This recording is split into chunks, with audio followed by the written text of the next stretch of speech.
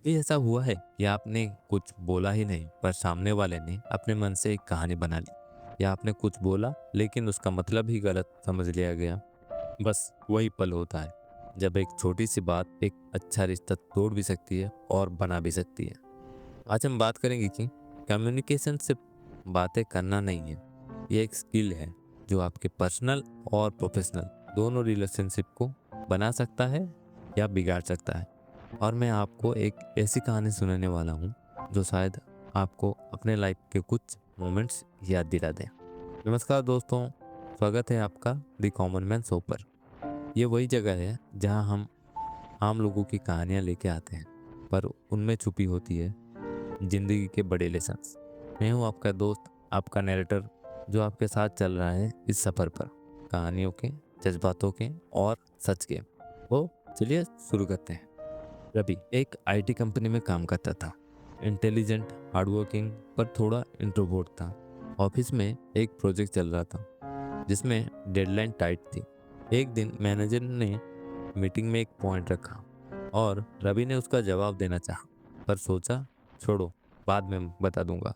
उसने बाद में एक ईमेल भेज दी, पर उस ईमेल का टोन मैनेजर को रूड लग गया।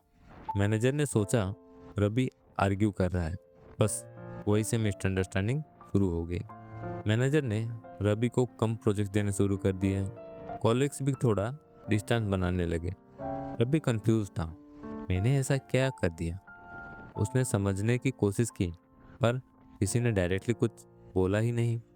ये वही पल था जब एक छोटी सी क्लैरिटी वाली बात, जो फेस टू फेस 2 मिनट में क्लियर हो सकती थी, एक साइलेंट कोल्ड वॉर में बदल गई।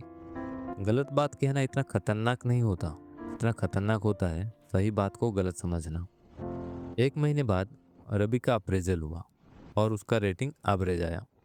तब उसने डिसाइड किया कि बैठ के बात करें।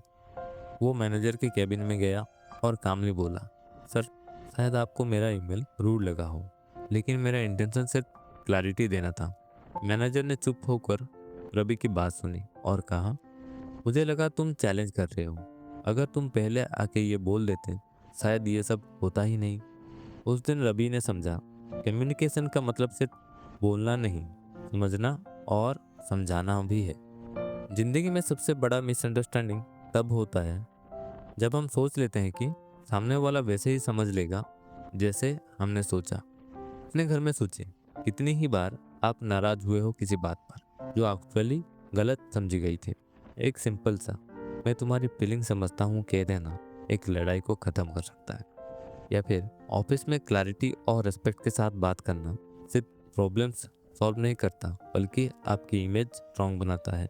Communication is not just what you से, बट हाउ यू से इट। वर्ड्स के पास पावर होती है, या तो ब्रिज बनाने की या दीवार खड़ी करने की।